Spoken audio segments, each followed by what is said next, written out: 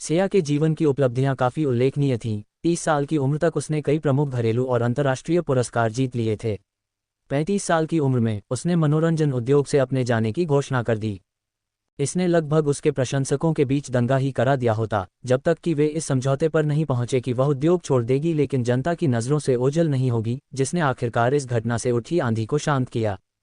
35 साल की होने के बाद सिया की अनूठी सुंदरता ने एक अतिरिक्त आकर्षण ले लिया था, जिसने उसके प्रशंसकों को, जो रोज़ाना अद्यतनों का इंतजार करते थे, लालसा से भर दिया। सेवानिवृत्त होने के बाद सिया ने अपना सामान बांधा और दुनिया भर की अपनी यात्रा शुरू कर दी। जब भी उसका मन करता या उसके पास कुछ खाली समय होता, वह सामाजिक संचार माध्यमों पर एक परिदृश्य या अपनी एक तस्वीर डाल देती। इस तरह उसका हर एक अद्यतन मनोरंजन उद्योग की अन्य सभी खबरों पर भारी पड़ जाता, जो दिन की सुर्खी बन जाता। इस अजीब घटना को व्यसनी करार दिया गया, जिसने उन लोगों को, जो चर्चित खोजों पर पैसा खर्च करते थे, ईर्ष्या से अपने दांत पीसने पर मजबूर कर दिया। उनके पास उसकी प्रशंसा करने के अलावा कोई चारा नहीं था। अपने पूरे जीवन के दौरान सिया के साथ बढ़िया भोजन, कपड़े, परिदृश्य और आभूषण रहे। वह वैसा जीवन जी रही थी जिसे कई लोग अस्तित्व की एक आदर्श स्थिति मानते थे, लापरवाह और आनंदमय। चटाक, मुखिया ने रसोई सहायक बूढ़े सूरज के सिर पर थप्पड़ मारा। क्या देख रहे हो? जल्दी करो, रसोई में इतना काम करना है। अगर तुम इसमें नहीं लगते हो तो तुम इसे पूरा कैसे करोगे? तुम पहले से ही सिर्फ एक हाथ से दूसरों की तुलना में धीमे हो, और अगर तुम ज्यादा मेहनती नहीं हो तो क्या तुम चाहते हो कि मैं तुम्हें नौकरी से निकाल दूं? मुखिया के शब्द बेरहम थे और सीधे बूढ़े सूरज पर लक्षित थे। उसकी भावनाओं का कोई ध्यान नहीं रखा गया। बूढ़ा सूरज, सफेद बालों के धब्बों के साथ, उसकी पीठ झुकी हुई, दूरदर्शन पर्दे पर तीव्रता से घूर रहा था, अपने आप में बुदबुदा रहा था। जैसे ही कोई करीब आया, उन्होंने उसे बार बार दोहराते हुए सुना, ये औरत कभी मेरी महिला मित्र हुआ करती थी। हा हा हा, बूढ़े सूरज, तुम जरूर ख्याली पुलाव पका रहे हो, ये दावा कर रहे हो कि सिया कभी तुम्हारी महिला मित्र थी, जैसे कि रानी माँ मेरी माँ हो। वह आदमी हंसा, जैसे उसने दुनिया का सबसे मजेदार मजाक सुना हो। उसके आसपास के अन्य लोग भी मजेदार और हैरान भावों के साथ देख रहे थे, अपने चेहरों पर मुस्कान के साथ छेड़ रहे थे। बूढ़े सूरज, क्या सिया सच में तुम्हारी पुरानी महिला मित्र थी? जब तुम पुरानी कहते हो तो तुम्हारा मतलब अपने पिछले जन्म से है या एक सपने से? हा हा हा। कमरा हंसी से गूंज उठा। बूढ़े सूरज ने उदास भाव से भीड़ को घूरा और बाहर भाग गया। बूढ़े सूरज, अगर तुम अपनी रसोई की जिम्मेदारियां छोड़ते हो तो मुखिया ने कहा है कि अगर तुम उसे संतुष्ट नहीं कर सकते तो वह तुम्हें नौकरी से निकाल देगा। बूढ़े सूरज के कदम रुके, उसकी आंखों में एक घबराहट भरी नजर थी। वह फिर से नौकरी से निकाले जाने का जोखिम नहीं उठा सकता था, वरना उसके पास खाने के लिए भी पैसे नहीं होते। फिर बूढ़े सूरज के कदमों ने दिशा बदल दी, एक प्लास्टिक के छज्जे के नीचे बने अस्थायी रसोई घर की ओर बढ़ गए। जब तक उसने रसोई का सारा काम खत्म किया, तब तक पूरी तरह अंधेरा हो गया था। वह इतना थक गया था कि उसका पूरा शरीर दुख रहा था और उसे अब खाने का मन नहीं था। वह बस अपने बिस्तर पर पूरे कपड़ों में लेट गया। भ्रम क्या है और हकीकत क्या है? बूढ़े सूरज ने उस ठीक हुए घाव को छुआ जहां उसका हाथ काट दिया गया था, चुपचाप विचार कर रहा था। उसने परसों रात एक सपना देखा था। उस सपने में वह अभी भी खुद था, लेकिन एक अलग जीवन पथ के साथ। सपने में उसकी एक महिला मित्र थी, जो अब दूरदर्शन पर प्रसिद्ध सिया थी। सपने में उसका जीवन अच्छा था, उसके पास एक घर और एक गाड़ी थी, और वह अपने माता पिता और भाई बहनों को भी ग्रामीण इलाके से शहर में अच्छी किस्मत का आनंद लेने के लिए ले आया था। सपने में उसे एक नई पत्नी मिली। वह सिया दिखावटी और भौतिकवादी थी, परिवार पर ध्यान नहीं देती थी, जबकि आकर्षक और प्यारी सुमन बेहतर थी। कुल मिलाकर जो सपनों का जीवन उसने जिया, वह गर्व और संतुष्टि में से एक था। बिना ज्यादा कठिनाइयों को सहे उसने वह जीवन सहजता से हासिल कर लिया जो वह चाहता था। लेकिन अब वह इस तरह का जीवन कैसे जीने लगा था, आम आदमी से भी नीचे। वह सुमन के साथ रह गया, लेकिन ये सुमन उसके सपनों वाली सुमन जैसी बिल्कुल नहीं थी, सिवाय इसके कि उनके चेहरे एक जैसे थे। कोई कोमलता या आकर्षण नहीं था, केवल उसका चिड़चिड़ा स्वभाव और पानी की तरह पैसा खर्च करने की प्रवृत्ति थी। आखिरकार उनके बीच का संघर्ष जुबानी गाली गलौज से बढ़कर शारीरिक हिंसा तक पहुंच गया। उसे इस बात का रंज था कि उसने उसका अकादमिक जीवन बर्बाद कर दिया, और सुमन को इस बात का रंज था कि उसने उसे बहकाया और उसे एक अच्छा जीवन नहीं दिया। अंत में अपमानित महसूस करते हुए उसने सुमन को उसकी बहन से संपर्क करने के लिए मनाने की कोशिश की, लेकिन इसका कोई नतीजा नहीं निकला। सुमन वैसी बिल्कुल नहीं थी जैसी उसने कल्पना की थी, और उसका पूरा परिवार उसे मिलाकर बहुत चालाक था। उसके साथ एक देहाती गंवार जैसा कंजूसी भरा व्यवहार करता था, जिससे उसे उनसे लाभ उठाने का कोई मौका नहीं मिला। उसने एक व्यवसाय शुरू करने के प्रयास में ऊंचे ब्याज वाले कर्ज ले लिए, केवल अपनी क्षमताओं को बहुत ज्यादा आंका और सब कुछ खो दिया। हालांकि सौभाग्य से वह सुमन को कर्ज पर सह हस्ताक्षर करने के लिए बरगलाने में कामयाब रहा, इसलिए कम से कम यह एक देनदारी थी जिसे दोनों पति पत्नी द्वारा साझा किया गया था। कर्ज चुकाने में असमर्थ, उसके पास भागने के अलावा कोई चारा नहीं था, और फिर भी वह पकड़ा गया और उसका एक हाथ काट दिया गया, जिससे वह अपनी मौजूदा गंभीर तंगी में पहुंच गया। बूढ़ा सूरज पहेली में उलझा हुआ था। उसके सपनों का आदमी भी एक व्यापारी था जो बहुत सफल था। उसकी अपनी जिंदगी नाकामी में क्यों खत्म हुई, ये समझ से बाहर था। मूल रूप से अपने जीवन से संतुष्ट बूढ़ा सूरज, जिसे पहले सूरज के नाम से जाना जाता था, वह सपना देखने के बाद और भी ज्यादा असंतुष्ट हो गया। उसे हमेशा लगता था कि उसके सपने में सब कुछ असली था और उसकी मौजूदा स्थिति पूरी तरह से बेतुकी थी। बूढ़े सूरज ने एक बार फिर अपनी कटी हुई हथेली के ठूंठ को सहलाया। उसके भाव बदलते रहे। वह मनहूस सुमन, सूद परिवार के सभी सदस्य पुराने शहर के इलाके में एक 30 वर्ग मीटर के पुराने घर में ठूंसे हुए थे। हर दिन घर अंतहीन शिकायतों से भरा रहता था, जिसमें बच्चों की तीखी चीखें मिली होती थीं।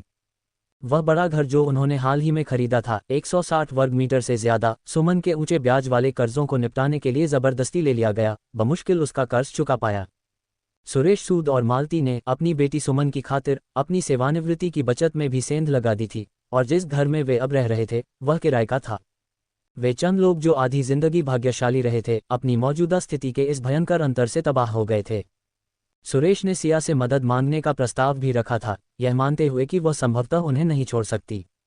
हालांकि उन्हें सिया का चेहरा तक देखने को नहीं मिला, इससे पहले ही उन्हें डराकर भगा दिया गया। नतीजतन सुरेश को काफ़ी चोटें आईं। भले ही वे आरक्षकों के पास गए या समाचार पत्रों और पत्रिकाओं से मदद मांगी, किसी ने उन पर कोई ध्यान नहीं दिया। तब जाकर उन्हें सच में एहसास हुआ कि सिया अब ऐसी नहीं थी जिसे वे अपनी मर्जी से नचा सकें। उन्हें नज़रअंदाज करने के अलावा सिया ने उन्हें दबाने के लिए किसी भी साधन का इस्तेमाल नहीं किया, जो कि इतने सालों के रिश्ते को देखते हुए पहले ही एक एहसान था। अगर वे अपनी अच्छी किस्मत को पहचानने में नाकाम रहे तो अगली बार ये सिर्फ किसी के आहत होने पर खत्म नहीं होगा। तब से उनके पास विभिन्न योजनाओं को बुझाने के अलावा कोई चारा नहीं था। वे अपने दिलों में कड़वाहट से कोसते रहते, कुछ और करने में असहाय। सुमन, जिसे वे कभी अपनी आशा मानते थे, ने अब पूरी तरह से खुद को छोड़ दिया था। उनकी आपत्तियों को नज़रअंदाज करते हुए उसने बच्चे को जन्म देने पर जोर दिया था और इसके लिए विद्यालय भी छोड़ दिया था। इतना सारा पैसा खर्च करने के बाद उसे अपनी उपाधि तक नहीं मिली। लेकिन देखो तो सही कि उसे किस तरह का आदमी मिला। पहले तो उसने यह मानने से इनकार कर दिया कि सुमन के पेट में पल रहा बच्चा उसका बीज था। जब तक कि यह घोटाला बहुत ज्यादा अपमानजनक नहीं हो गया, तब जाकर उसने अनिच्छा से इसे स्वीकार किया। नतीजतन हालांकि इस जोड़े ने शादी कर ली और एक बच्चा भी हो गया, लेकिन ये कहना कि वे हर 5 दिन में एक बार लड़ते थे और हर 3 दिन में छोटे मोटे झगड़े करते थे, ये भी कम आंकना होगा। युवा जोड़े को बच्चे की परवाह नहीं थी। वे दिन प्रतिदिन हर तरह की तुच्छ चीजों में डूबे रहते थे। बुजुर्ग दंपत्ति, जिन्होंने कई सालों से खुद चिंता नहीं की थी, इन परेशान करने वाली घटनाओं से इतने तड़प गए कि वे तेजी से बूढ़े हो गए। बस 1 या 2 साल के छोटे से अंतराल में उनकी कमर झुक गई थी। मालती को पहले ही गहरा पछतावा महसूस हो रहा था। उसे उन बीते सालों में सिया के प्रति बहुत कठोर और आलोचक होने का पछतावा था। वरना अब तक जीवन का आनंद लेने की उनकी बारी होनी चाहिए थी, ठीक दूरदर्शन पर उन अमीर महिलाओं की तरह जो आराम से अपने दिन ताश खेलते हुए और चाय पीते हुए बिता सकती थीं। इसके बजाय वह यहाँ थीं, सेवानिवृत्त होने पर भी नौकरी ढूंढने के लिए मजबूर थीं, क्योंकि उनकी निवृत्ति वेतन घर के खर्चों का समर्थन करने के लिए पर्याप्त नहीं थी। खासकर उनके छोटे पोते की बढ़ती मांगों के साथ उनके घरेलू खर्चे और भी ज्यादा बोझिल होते जा रहे थे। मालती पछतावे से भरी थी और सुमन के दिल में भी कुछ पछतावा था, लेकिन उसका पछतावा उसकी मां से अलग था। वह अब भी सिया से पहले की तरह ही नफरत करती थी, और अगर मौका मिलता तो वह अब भी सिया को मुसीबत में देखकर लात मारने का कोई भी मौका लपक लेती। उसे इस बात का पछतावा था कि कैसे वह उस समय सूरज के झांसे में आ गई थी। सच में यह मान बैठी थी कि वह एक अच्छा सौदा था। शायद यह इतना ज्यादा इस बारे में नहीं था कि सूरज अच्छा था या बुरा, बल्कि यह कि वह एकमात्र ऐसा व्यक्ति था जिसका सिया से कुछ संबंध था। उसे छीन लेने के रोमांच ने उसके फैसले पर पर्दा डाल दिया था। इन चीजों के बारे में सोचते हुए सुमन को सिया के प्रति अपनी नफरत और भी गहरी महसूस हुई। यह अभी भी सिया की गलती थी। अगर वह न होती तो वह पहली बार में सूरज के साथ कैसे उलझती। वास्तव में कुछ लोग एक आदर्श जोड़ी लगते हैं, हमेशा अपनी सभी गलतियों के लिए दूसरों को दोष देने के लिए तैयार रहते हैं। दूरदर्शन पर आज का मनोरंजन सिया के बारे में ताज़ा खबरें दे रहा था। सुमन ने अपना सिर सोफे के गैदों में छिपा लिया, लेकिन यह उसके कानों में घुसती आवाज को नहीं रोक सका। सिया ने एक और महंगा रंगीन हीरा खरीदा। सिया को एक और बड़े व्यापारी ने प्रस्ताव दिया। सिया, वह हमेशा एक बने रहने वाले भूत की तरह क्यों मंडराती रहती थी। दूरदर्शन में गुप्त रूप से ली गई उसकी तस्वीरें दीप्तिमान रूप से चमक रही थीं, सिर से पांव तक चकाचौंध करने वाली विलासिता से सजी हुई। अपनी खुद की दयनीय स्थिति की तुलना में सुमन ने घुटन महसूस की। ईर्ष्या ने उसे कुरूप बना दिया था, लेकिन उन दोनों के बीच की भारी खाई का मतलब था कि चाहे सुमन कुछ भी सोचे, वह सिया को जरा भी प्रभावित नहीं कर सकती थी। कभी कभी किसी और से बेहतर जीवन जीना ही सबसे बड़ा बदला होता है। जब सिया ने अपने जीवन काल में अंतिम सांस ली तो उसने अपनी सारी संपत्ति देश को दान कर दी। केवल इस पल में ही लोगों को एहसास हुआ कि यह महिला, जो लंबे समय तक मनोरंजन उद्योग की सुर्खियों पर हावी रही थी, वास्तव में कितनी धनी थी। उसकी निवेश की समझ भी जगजाहिर हो गई, और जिसने लोगों को सबसे ज्यादा प्रसन्न किया वह था सभी चमकदार महंगी चीजों के प्रति उसका अनूठा स्नेह। अकेले उसके हीरों और सोने के निजी संग्रह की कीमत 1 अरब से ज्यादा थी। उसके अन्य महंगे सामानों, हैंडबैग्स की तो बात ही छोड़ दें। वह सच में एक लालची जीव के गुण रखती थी। सुबह की धूप पूरी ऊंचाई वाली खिड़कियों से होती हुई कमरे में आई, गर्म रंगों वाले इंटीरियर को चमक की एक परत से ढक दिया। कमरे के केंद्र में राजकुमारी वाले बिस्तर पर एक आकृति लिपटी हुई लेटी थी, उसकी लंबी सांसें धीरे धीरे हवा में तैर रही थीं। सिमरन, उठने का समय हो गया है, नाश्ता कर लो। कमरे के दरवाजे पर 2 हल्की दस्तकें हुईं, जब दूसरी तरफ से एक कोमल महिला की आवाज़ गूंजी। जैसे ही बिस्तर पर सिमरन ने अपनी आंखें खोलीं, उसकी गहरी काली आंखों में रोशनी की एक झलक तेजी से कौंधी, फिर तुरंत सामान्य हो गई। पिछली दुनिया के अंत के बाद सिया को अभी भी अव्यवस्था में लौटा दिया गया था। पुण्य की सुनहरी रोशनी को अवशोषित करने के बाद उसे पिछली बारों से अलग महसूस हुआ। उसने अपनी चेतना में गहराई में कुछ मोहरबंद महसूस किया। अवशोषित की गई पुण्य की सुनहरी रोशनी में हर वृद्धि के साथ उसे इस बार एक बोध हुआ था। और हालांकि सिया को इस बारे में कोई स्पष्टता नहीं थी कि वह मोहरबंद इकाई क्या थी, लेकिन गहराई में उसने महसूस किया कि यह उसके लिए जरूर कुछ महत्वपूर्ण होना चाहिए। अचानक सिया को एक तात्कालिकता महसूस हुई। इस बार अव्यवस्था में उसने अपनी चेतना बनाए रखने के लिए संघर्ष किया, बेहोशी में फिसलने से इनकार कर दिया। वह सफल रही। अगले ही पल वह बिस्तर पर इस शरीर में जाग गई। सिया का इस शरीर की चेतना से सामना नहीं हुआ, ऐसा लगता था कि वह बहुत पहले ही गायब हो गई थी, केवल भीतर संग्रहित यादें बची थीं। सिया ने उन्हें सहजता से स्वीकार कर लिया। यादों को देखने के बाद सिया लगभग खुद को कोसने से नहीं रोक सकी। इस शरीर की दुर्दशा सच में दयनीय थी, असहनीय रूप से दयनीय। एक बचपन के दोस्त द्वारा धोखा दिए जाने पर कैसा लगता है जिसके साथ आप बड़े हुए हों। और क्या हो जब ये दोस्त जहरीला निकले। साहिल ठीक वैसा ही एक जहरीला बचपन का दोस्त था। सिया, सिमरन और साहिल बाल विहार से ही सहपाठी थे और वे पड़ोसी भी थे। हर दिन ये जोड़ी एक साथ विद्यालय जाती और एक साथ घर लौटती। एक समय पर वे इतने करीब थे जैसे वे एक ही इंसान हों। श्रीमती बंसल, साहिल की मां, ने भी हंसते हुए मजाक किया था, उनके लिए बचपन की सगाई तय करने का सुझाव दिया था। ऐसे दिन तब तक चले जब तक कि उन दोनों ने माध्यमिक विद्यालय शुरू नहीं किया। हालांकि सिया सिमरन को माध्यमिक विद्यालय में आए अभी आधा साल ही हुआ था जब श्रीमान मेहरा, सिमरन के पिता, ने कहीं और जाकर व्यापार करने का फैसला किया, जिसने आखिरकार उन्हें अलग कर दिया। सिया सिमरन अपने माता पिता के साथ एक नए विद्यालय में चली गई। पहले साल वे अभी भी संपर्क में रहे, लेकिन आखिरकार जैसे जैसे उन दोनों की पढ़ाई की तीव्रता बढ़ी और उन्होंने नए दोस्त बनाए, उनका संचार धीरे धीरे बंद हो गया। ये तब तक चला जब तक सिया सिमरन मुंबई में महाविद्यालय नहीं गई और परिसर में इस बचपन के दोस्त से टकरा गई। सिया सिमरन ने सोचा कि यह उनके लिए स्वर्ग द्वारा व्यवस्थित की गई किस्मत थी, लेकिन उसे क्या पता था कि यह मुलाकात उसकी जान ले लेगी। खुशी से भरी सिया सिमरन ने मान लिया कि जो पड़ोस का लड़का उसके साथ अतिरिक्त नरमी से पेश आता था, वह भी उसी की तरह भावनाएं रखता था, और उसने अपना दिल साहिल पर लटका दिया। अप्रत्याशित रूप से वह सब जो चाहता था वह उसकी गुर्दा थी। उस बिंदु पर जब उनका रिश्ता गर्मजोशी भरा लग रहा था, साहिल ने अपने गुर्दे की खराबी से पीड़ित होने का खुलासा किया, जिसे गुर्दा प्रत्यारोपण की जरूरत थी।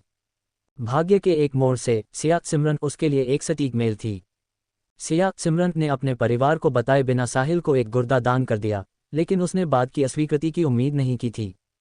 इस बार सिया सिमरन ने इसे अपने परिवार से गुप्त रखने की हिम्मत नहीं की। आखिरकार उसके पास केवल एक ही गुर्दा बचा था और वह उसे खोने का जोखिम नहीं उठा सकती थी। लेकिन इससे पहले कि वह उन्हें बता पाती, उसके साथ एक पूर्व नियोजित गाड़ी दुर्घटना घटी। केवल मौत के कगार पर ही उसे सच्चाई का एहसास हुआ। पता चला कि साहिल बिल्कुल भी बीमार नहीं था, वह स्वस्थ था। गुर्दे की असली जरूरत वाली प्राप्तकर्ता कोई और थी, वह लड़की जिसे साहिल सबसे ज्यादा प्यार करता था। यहाँ तक कि उनकी शुरुआती संयोगवश पुनर्मिलन भी सावधानीपूर्वक नियोजित किया गया था। उसका गुर्दा दूसरी लड़की में प्रत्यारोपित किया गया था, लेकिन गंभीर अस्वीकृति हुई, जिसके बाद उसके दूसरे गुर्दे की मांग की गई। बचपन का वह दोस्त जिसे वह मानती थी कि उसकी भावनाओं को साझा करता है, वास्तव में जानलेवा इरादे रखता था। वह नाराजगी के साथ मरी, साहिल को अपने माता पिता के करीब जाने के लिए उनके संबंध का उपयोग करते हुए देखते हुए। उसने साहिल को अपने पिता के व्यापारिक रहस्य चुराते हुए देखा ताकि वह अपनी महिला मित्र की पारिवारिक संस्था की सहायता कर सके। उसने अपने पिता को संस्था के दिवालिया होने और भारी कर्ज के लगातार झटकों का सामना न कर पाने पर एक इमारत से कूदकर आत्महत्या करते देखा। उसने अपनी मां को एक सुनसान, उदास जीवन जीते हुए देखा, जबकि वह दुर्भावनापूर्ण जोड़ा खुशी और आनंद से जी रहा था। वह नफरत से भरी थी, अपनी खुद की मासूमियत से नफरत करती थी, लेकिन सबसे ज्यादा वह भेड़िए को घर में लाने के अपने फैसले से नफरत करती थी। सिमरन ने एक बड़ी आलसी जम्हाई लेते हुए अपनी बाहें फैलाईं और धीरे धीरे बड़े बिस्तर से उठकर बैठ गई। जैसे ही वह हिली, रेशमी रजाई उसके कंधों से फिसल गई, जिससे उसकी गोरी त्वचा का एक बड़ा हिस्सा दिखाई देने लगा। एक नज़र में ही कोई बता सकता था कि उसकी त्वचा की प्रतिदिन सावधानीपूर्वक देखभाल की जाती थी। वास्तव में जब सिमरन बिस्तर से नंगे पैर उतरी और एक विशाल, पूरे कद के आईने के सामने खड़ी हुई, तो आईने में झलकती लड़की सिर से पांव तक बेदाग और खूबसूरत थी। उसके लंबे, सीधे, काले बाल उसकी पतली कमर तक पहुंचते थे और उसकी पीठ पर झरने की तरह बिखरे थे। बादामी आंखों की एक जोड़ी नमी से झिलमिला रही थी, खासकर आईने में लड़की की छाती, जो लहरों की तरह उमड़ रही थी। आईने में दिख रही लड़की के पास वह सब कुछ था जिसका सपना लड़कियां देखती हैं। यहाँ तक कि कालीन पर मुड़े हुए उसके पैर के पंजे भी छोटे और प्यारे थे। वह विलासिता में पली बड़ी एक सच्ची कुलीन महिला थी। सिमरन ने अपने कंधों को छूते बालों को झटका, फिर अपनी छाती सीधी की, कुछ पल के लिए उस लुभावनी सुंदरता की प्रशंसा की, फिर इत्मीनान से विशाल अलमारी में से एक लाल पोशाक ढूंढी जिस पर अभी भी पर्ची लगी हुई थी। सिमरन खुद से बहुत प्रसन्न लग रही थी, अपने प्रतिबिंब को इधर उधर से जांच रही थी। जितने भी लोगों का उसने अनुभव किया था, उनमें से इस शरीर का रूप सबसे सुंदर था। ऐसी प्रत्यक्ष सुंदरता अत्यधिक शक्तिशाली थी, एक जीवंत और रंगीन गुलाब से भी ज्यादा मोहक, और उसका प्यारा शरीर हर हरकत में एक कामुक आकर्षण लिए हुए लगता था। स्पष्ट रूप से वह एक मनमोहक सुंदरी थी। हालांकि शरीर की मूल मालकिन अपने अत्यधिक दीप्तिमान रूप से बहुत असंतुष्ट लगती थी, क्योंकि उसके सामान्य पहनावे या तो सफ़ेद या गुलाबी होते थे। जबरदस्ती खुद को एक कमजोर, नाजुक रूप में ढालती थी, लेकिन ये बेमिल पोशाक केवल उसके उज्ज्वल रंगों पर एक धुंधली रोशनी डालती थी, और हालांकि इससे उसकी कुछ चमक कम हो जाती थी, लेकिन दोस्त बनाने में इसकी कोई महत्वपूर्ण भूमिका नहीं थी। क्योंकि भले ही मूल मालकिन ने अपनी सुंदरता कम कर दी हो, फिर भी वह ज्यादातर लड़कियों से कहीं ज्यादा खूबसूरत थी। उसे देखते ही रक्षात्मक होने वाली लड़कियों की कमी नहीं थी, खासकर जब जाल तंत्र पर जहरीली सहेलियों वाली सलाहें चलन में थीं। सड़क पर चलती सिमरन को केवल सतर्क निगाहें ही मिलती थीं, लड़कियों के उससे दोस्ती करने के विचार की तो बात ही छोड़ दें। किसी को कितना उदार होना चाहिए कि वह स्वेच्छा से उसके गुलाब के सामने हरी पत्ती फीका साथी बनने की भूमिका निभाए। बेचारी बच्ची सिमरन इसी वजह से बचपन से लेकर बड़े होने तक उसका कोई करीबी और सच्चा दोस्त नहीं था। महिलाएं उससे सतर्क रहती थीं, जबकि पुरुषों को हमेशा लगता था कि उसका रूप रंग ऐसा नहीं था कि वह बस जाए और उसे नियंत्रित किया जा सके, इसलिए वे भी आसानी से उसके पास आने की हिम्मत नहीं करते थे। कोई आश्चर्य नहीं कि मूल मालकिन उस जहरीले बचपन के दोस्त साहिल के प्यार में पड़ गई। आखिरकार वह एकमात्र पुरुष था जिसके साथ उसके सालों तक अच्छे संबंध थे। ठीक ही था, वह भी एक सुंदर दिखने वाला और ठीक ठाक हालात वाला आदमी था, और इसी तरह मूल मालकिन फंस गई, है ना? हालांकि वे सभी समस्याएं जो मूल मालकिन को परेशान करती थीं, वे सिमरन के लिए कोई मुद्दा नहीं थीं। वह ऐसी नहीं थी जो दूसरों की सोच की परवाह करे, उसे अकेले रहने में खास मजा आता था। इसे अच्छे से कहें तो वह थोड़ी एकांतप्रिय थी, और यह बिल्कुल भी बुरा नहीं था। वे लोग जो उसके साथ आत्मिक स्तर पर जुड़ सकते थे आखिरकार दुर्लभ थे, और फूहड़ लोगों से सहमत होने के लिए हद से ज्यादा झुकना काफी पीड़ादायक था। कभी कभी सिमरन बस इतनी आत्मकेंद्रित थी। हालांकि उसकी मौजूदा हैसियत ने भी उसके इस अलग थलग रहने वाले गर्व के लिए उपजाऊ जमीन मुहैया कराई। श्रीमान मेहरा सूर्य प्रकाश का व्यापार अच्छा चल रहा था, हाल के वर्षों में प्रभावशाली ढंग से विस्तार हुआ था, फिर भी यह विशेष रूप से सधे हुए हाथों से किया गया था।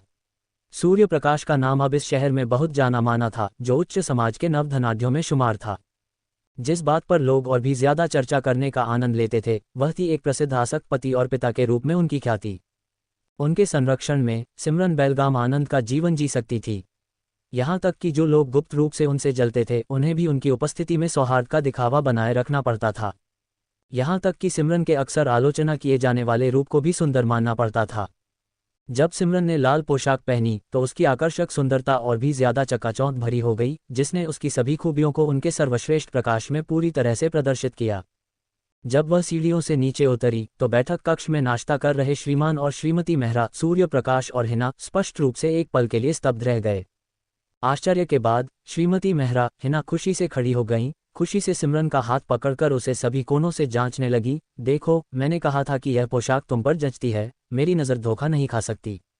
इस दुनिया में कोई भी इसमें तुमसे बेहतर नहीं दिख सकता, हिना ने थोड़ी देर बाद गर्व से कहा। फिर श्रीमान मेहरा की ओर मुड़ी और चुलबुलेपन से मांग की, जी क्या आप सहमत नहीं हैं कि मेरी पसंद बहुत अच्छी है?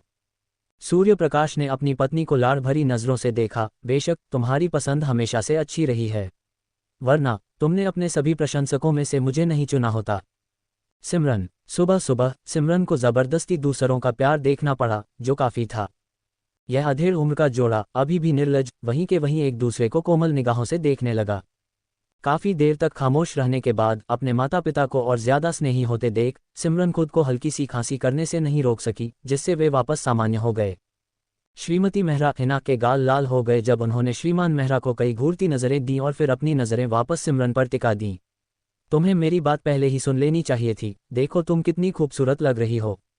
जब मैंने इसे पहली बार तुम्हारे लिए खरीदा था तुम खुश नहीं थी, कह रही थी कि तुम्हें ये शैली पसंद नहीं है। अब क्या तुम्हें नहीं लगता कि तुम्हारी माँ की पसंद तुम्हारी अपनी पसंद से बेहतर है? जैसे ही हिना ने बोला, वह कुछ देर के लिए आत्मसंतुष्टि में डूब गईं। और श्रीमान मेहरा बहुत सहायक थे, हिना जो भी कहती उससे सहमत होते। सिमरन इस पर और ज्यादा रुकना नहीं चाहती थी।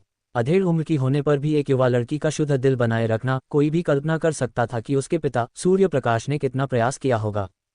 लेकिन एक बात में हिना बिल्कुल सही थी, वह ये थी कि उनकी पसंद सिमरन मूर्त से वाकई कहीं बेहतर थी। वह भाग्यशाली थी कि उन्हें अपने सूर्य प्रकाश मिले, जबकि सिमरन मूर्त का दुर्भाग्य था कि वह साहिल से मिली। हिना का रूप देखने के बाद सिमरन समझ गई कि वह इतनी खूबसूरत क्यों थी, यह कारण नहीं था। कोई आश्चर्य नहीं कि सूर्य प्रकाश ने दशकों तक हिना पर लाड़ प्यार लुटाया था। उनकी अनुकूल शख्सियत और दृढ़ प्रेम के अलावा उनकी आकर्षक सुंदरता की भी इसमें भूमिका होनी चाहिए। और अपनी माँ की सुंदरता को विरासत में पाते हुए सिमरन हिना से थोड़ी ज्यादा खूबसूरत थी, लेकिन सूर्य प्रकाश अभी भी अपनी पत्नी पर सबसे ज्यादा लाड़ प्यार लुटाते थे। हिना के रसोई में जाने के लिए उठने के बाद ही सूर्य प्रकाश ने अपनी नज़रें अपनी बेटी की ओर घुमाईं। तुमने पिछली बार अपना मुख्य विषय बदलने का जिक्र किया था, क्या तुमने इस पर अच्छी तरह सोच विचार कर लिया है? श्रीमान मेहरा ने गंभीरता से पूछा। उनका लहजा श्रीमती मेहरा से बात करते समय की तुलना में बहुत ज्यादा दृढ़ था। सिमरन ने शालीनता से अपनी रोटी पर थोड़ा स्ट्रॉबेरी का मुरब्बा फैलाया, फिर इत्मीनान से जवाब दिया, मैंने इस पर सोच विचार कर लिया है। मैं इसे नहीं बदल रही हूँ। वित्त का अध्ययन करना अच्छा है और आखिरकार मैं आपकी संस्था संभालने के लिए वापस आऊंगी। सूर्य प्रकाश ने अपनी बेटी को हैरानी से देखा। क्या तुम पहले विश्वविद्यालय से स्नातक होने के बाद मेरी मदद करने के लिए वापस आने का काफी विरोध नहीं करती थी? अब अचानक ये हृदय परिवर्तन क्यों? सिमरन, मैं पहले गलत सोच रही थी, लेकिन मैंने अब अपनी सोच सुधार ली है। क्या यह अच्छा नहीं है? तुमने अपने विचार स्पष्ट कर लिए हैं, यह अच्छा है। वैसे भी तुम्हारी माँ और मेरी तुम ही इकलौती बेटी हो। अगर तुम खुद इसे संभाल नहीं सकती और बाद में सब कुछ अपने दामाद को दे देती हो, तो क्या ये किसी अजनबी को देने जैसा नहीं होगा? मेरी जिंदगी भर की मेहनत तब बर्बाद हो जाएगी। मैं जानती हूँ पिताजी। सिमरन नाश्ते के बाद अभी अभी अपने कमरे में लौटी ही थी कि उसका दूरभाष, जो चमकदार रत्नों की एक चकाचौंध भरी सरनी से सजा था, रोशन हो उठा। पर्दे पर मेरा प्रिय प्रदर्शित हुआ। सिमरन को एहसास हुआ कि यह वह समय होना चाहिए जब साहिल सिमरन के संपर्क में था और वे शायद अपने रिश्ते के अस्पष्ट दौर में थे। साहिल के लिए सहेजा गया नाम यही दर्शाता था। हालांकि उन्होंने इसे खुले तौर पर स्वीकार नहीं किया था, लेकिन सिमरन की धारणा में दोनों पक्षों को पूरी समझ रही होगी, जो एक प्रेमी प्रेमिका के रिश्ते के स्तर तक पहुंच गई थी। आखिरकार साहिल ने उसके अंतरंग हाव भाव को कभी अस्वीकार नहीं किया था, है ना? कौन सा साधारण दोस्त चलचित्र देखते हुए हाथ पकड़ता है, एक दूसरे से लिपटता है, दूसरे के माथे को चूमता है, वगैरह। सिमरन ने घंटी ध्वनि को कमरे में गूंजने दिया, उस पर एक संक्षिप्त नजर डाली और फिर अपनी भवें संवारना जारी रखा। दूरभाष का पर्दा बंद हुआ और चालू हुआ, बंद हुआ और चालू हुआ, जब तक कि वह आखिरकार खामोश नहीं हो गया। 2 दिन पहले साहिल पूरे शरीर के अंगदान के लिए पंजीकरण कराने चिकित्सालय गया था। सिमरन अपने प्रेमी के साथ सुसंगत रहना चाहती थी, उसने भी एक शरीर दान घोषणा पर हस्ताक्षर किए। कितनी मूर्ख लड़की थी, ये दुनिया कभी भी गहरी साजिशों से खाली नहीं होती। आज मूल रूप से उसकी साहिल के साथ योजनाएं थीं, लेकिन अब सिमरन ने न जाने का फैसला किया। ऐसे जहरीले मामलों से जल्द दूर रहना ही बेहतर है। सिमरन ने संस्था जाने की योजना बनाई, ये सोचते हुए कि जब उसने अपने पिता का व्यवसाय विरासत में लेने का फैसला कर ही लिया है तो जल्दी तैयारी करना बेहतर था। किताबों में सैद्धांतिक ज्ञान कितना भी ठोस क्यों न हो, उसे अभी भी अभ्यास की जरूरत होती है। साहिल, आज मत जाओ, मेरे साथ यहीं रुको, ठीक है? प्रिया ने अपनी बड़ी आंसू भरी आंखों से भीख मांगी। उसका चेहरा पीला था, वह दयनीयता से साहिल की कमीज का किनारा पकड़े हुए थी। उसकी आंखों में निर्भरता, अनिच्छा और ईर्ष्या भरी हुई थी, जो बहुत स्पष्ट थी। साहिल ने प्रिया के गाल को कोमलता से सहलाया, उसका चेहरा संघर्ष से भरा था। प्रिया, क्या हम इस पर सहमत नहीं हुए थे? जैसे ही सिमरन तुम्हें एक गुर्दा दान करने के लिए सहमत हो जाती है, मैं उससे संपर्क काट दूंगा। बस थोड़ा और सब्र करो, ठीक है? प्रिया के चेहरे पर बेचैनी और दर्द दिखा। लेकिन तुम्हें किसी दूसरी औरत के साथ प्यार की बातें करते हुए देखना, मेरा दिल ऐसा लगता है जैसे उसे कई टुकड़ों में चीर दिया गया हो, असहनीय रूप से दर्द हो रहा हो। साहिल को भी असहनीय दर्द महसूस हुआ। जल्द ही, मैं सिमरन को जानता हूँ। वह एक दयालु और नर्म दिल वाली लड़की है। क्या तुम्हें उसके लिए भावनाएं होने लगी हैं? प्रिया ने अपना सिर झुका लिया, उसकी घनी पलकों ने उसके गालों पर एक छाया डाल दी। उसकी पलकों के पीछे छिपी नजरें भयावह थीं। साहिल ने प्रिया को अपनी बाहों में खींच लिया। ऐसा कैसे हो सकता है? मैं सबसे ज्यादा किसे प्यार करता हूँ, क्या तुम नहीं जानती? अगर ये तुम्हारे लिए नहीं होता तो मैं अपने ज़मीर के खिलाफ कैसे जाता? साहिल की बातें बीच में ही कट गईं जब वह प्रिया के आंसुओं से भरे चेहरे से चौंक गया। क्या तुम मुझे दोष दे रहे हो? अगर यह मेरे लिए नहीं होता तो तुम अभी भी वही जिंदादिल इंसान होते, है ना? मेरी और चिंता मत करो, मुझे मरने दो, मैं इस तरह बिल्कुल नहीं जीना चाहती। प्रिया जोर जोर से रोती रही जब तक कि वह बेहाल नहीं हो गई। साहिल की छाती पर लगातार घूंसे मार रही थी, जबकि उसने उसे अपनी बाहों में पकड़ रखा था। साहिल ने और कुछ कहने की हिम्मत नहीं की क्योंकि वह अपनी महिला मित्र को परेशान करने से बहुत डरता था और वह केवल उसे कसकर गले लगा सकता था और माफी मांगता रहा। मुझे माफ कर दो, मेरा वह मतलब नहीं था। तुम्हारे लिए मैं कुछ भी करने को तैयार हूँ, प्रिया ने कहा। साहिल, मैं तुम्हें नीचे खींच रही हूँ।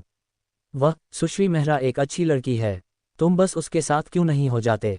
इस तरह अगर मुझे कुछ हो जाता है तो मुझे चिंता नहीं करनी पड़ेगी। साहिल के दिल में बची झिझक का आखिरी निशान भी प्रिया के आंसुओं के बीच पूरी तरह से गायब हो गया। उसकी आंखों में एक दृढ़ रूप दिखाई दिया और उसने प्रिया से वादा किया, चिंता मत करो प्रिया, मैं तुम्हें निश्चित रूप से बेहतर बना दूंगा। फिर तुम्हें मुझसे शादी करने के लिए सबसे सुंदर शादी का जोड़ा पहनना होगा।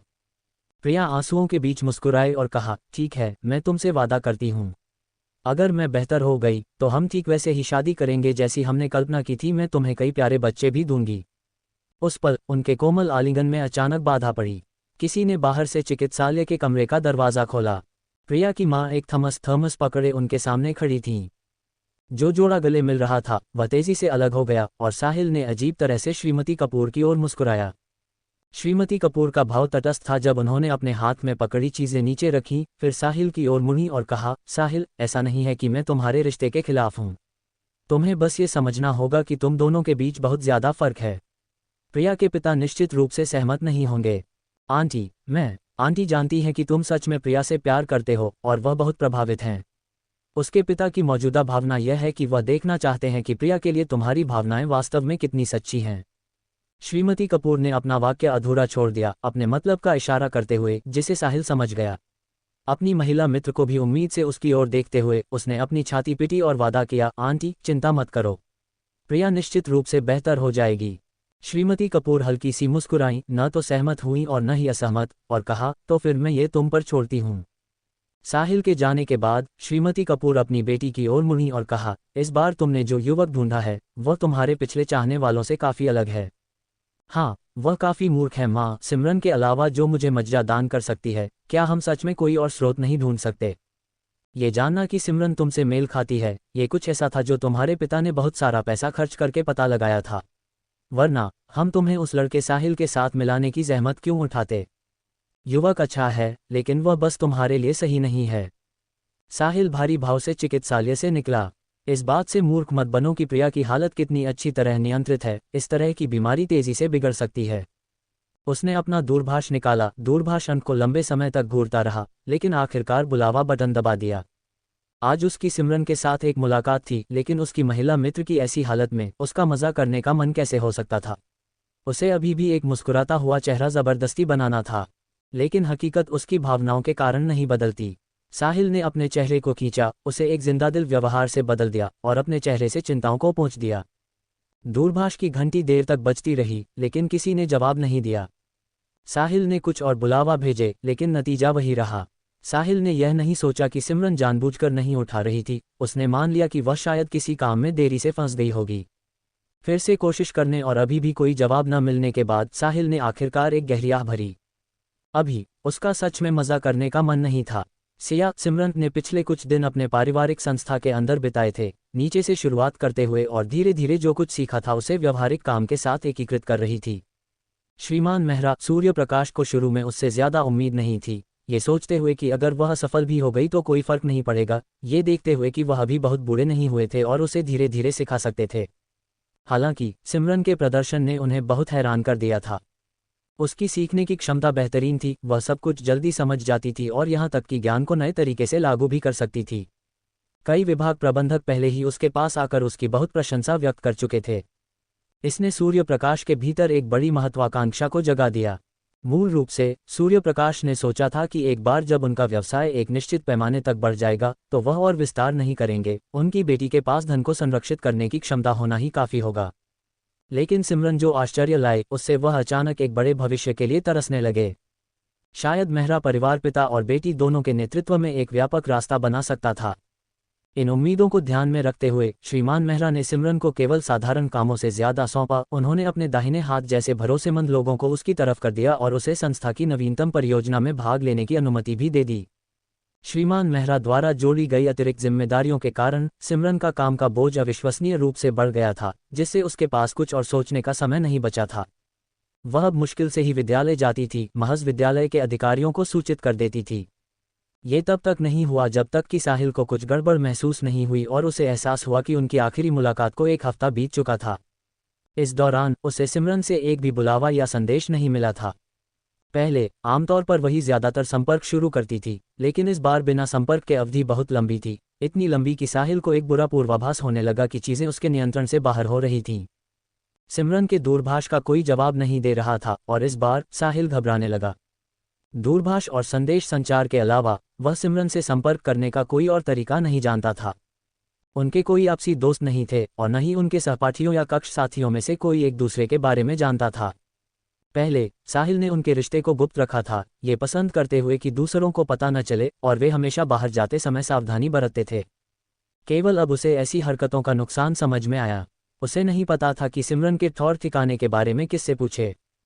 साहिल के पास एक निष्क्रिय तरीका अपनाने के अलावा कोई चारा नहीं था, जैसे कि किसी चीज़ का व्यर्थ इंतजार करना।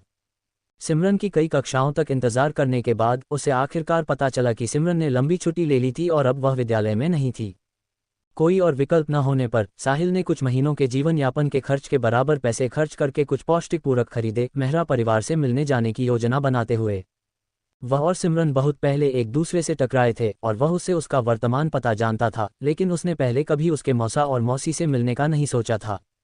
हालांकि एक बच्चे के रूप में वह मेहरा परिवार में अक्सर आता जाता था, खासकर मौसी हिना उसे बहुत पसंद करती थीं। लेकिन साहिल को मेहरा परिवार से मिलने जाना पसंद नहीं था। हालांकि वह अपने माता पिता की बकबक का सामना नहीं कर सकता था और उसे मिलने जाने और सिमरन से दोस्ती करने का नाटक करना पड़ता था। वास्तव में छोटी उम्र से ही साहिल को एक शुद्ध और कमज़ोर रूप वाली नाजुक लड़कियां पसंद थीं। उसे सिमरन जैसी जीवंत और आकर्षक लड़की कुछ खास पसंद नहीं थी, लेकिन उसके माता पिता उसे पसंद करते थे। मेहरा परिवार की परिस्थितियां उसकी अपनी परिस्थितियों से कहीं बेहतर थीं, और जब श्रीमान मेहरा ने इस्तीफा देकर अपना खुद का व्यवसाय शुरू किया तो यह और भी बेहतर हो गया। साहिल को इस सब से पूरी तरह नफरत थी। वे काम करने के लिए मजबूर होना जो वह नहीं करना चाहता था, बहुत दर्दनाक था। ये तब तक नहीं था जब तक मेहरा परिवार शहर छोड़कर दूसरी जगह बसने के लिए नहीं चला गया, तब जाकर साहिल ने राहत की सांस ली। उसके विपरीत उसके अपने माता पिता काफ़ी पछताते लग रहे थे। यह एक अफसोस की बात थी, बहू के लिए इतनी अच्छी उम्मीदवार।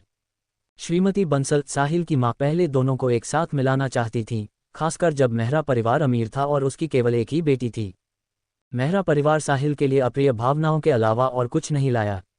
अगर यह मौजूदा स्थिति न होती तो वह सच में मेहरा परिवार के साथ और ज्यादा उलझना नहीं चाहता। बचपन से उसे जो सबसे स्पष्ट रूप से याद था वह थी श्रीमान मेहरा की चुभती हुई ठंडी आंखें, जैसे कि वह जो कुछ भी करता था वह उनके लिए पूरी तरह से पारदर्शी हो। मेहरा परिवार का निवास ग्रीनवुड्स हवेली में था, जो शहर के बिल्कुल केंद्र में स्थित था। यहाँ की हर इमारत एक अकेली बंगला थी। हलचल भरे शहर में ऐसा शांत और अनोखा घर होना ही हैसियत का प्रतीक था।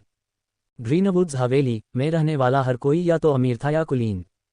साहिल सामान उठाए हुए प्रवेश द्वार पर सुरक्षाकर्मी द्वारा एक लंबी पूछताछ के लिए रोका गया, ठीक वैसे ही जैसे एक अपराधी से पूछताछ की जाती है, लगभग जैसे कि वे उसकी 18 पीढ़ियों पहले के पूर्वजों की जांच करना चाहते हों। जब तक वह आखिरकार मेहरा परिवार के मेहमान कक्ष में बैठा, तब तक साहिल के पास और कोई विचार नहीं बचे थे। वह बस इतना चाहता था कि जल्दी से यह समझ ले कि सिमरन इतने लंबे समय से संपर्क से बाहर क्यों थी और फिर चला जाए, यहाँ कभी वापस नहीं आना चाहता था। क्या तुम साहिल हो? हिना, जिन्हें घरेलू सहायिका द्वारा एक आगंतुक की सूचना दी गई थी और वे नीचे आई थीं, यह पाकर हैरान थीं कि आगंतुक एक पूर्व पड़ोसी था। उन्होंने केवल एक बेटी सिमरन को जन्म दिया था और वह सच में एक बेटा चाहती थीं, लेकिन प्रसव के आघात ने सूर्य प्रकाश को इतना डरा दिया था कि उन्होंने मना कर दिया और यहाँ तक कि जाकर नसबंदी भी करवा ली। इस प्रकार पड़ोसी के घर के सुंदर जवान लड़के को देखकर उन्हें खास स्नेह हो जाता था। हिना को अभी भी साहिल के कुछ छोटे छोटे शौक याद थे। श्रीमती लता, कल रात मैंने जो छोटा केक बनाया था, वह ले आओ। हिना ने अपनी आंखें सिकुड़ी, चमक से मुस्कुराते हुए, साहिल, मुझे याद है कि तुम्हें बचपन में मीठा बहुत पसंद था। मैंने इसे खुद बनाया है, कोशिश करो और देखो कि क्या यह अच्छा है।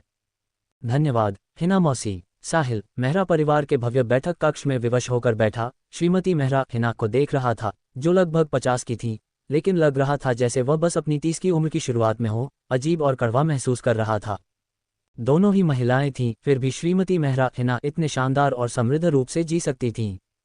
इस बीच उसकी अपनी माँ अभी भी दैनिक जीवन के बारे में चिंता कर रही थी। पहले ही उनके कई बाल सफ़ेद हो गए थे।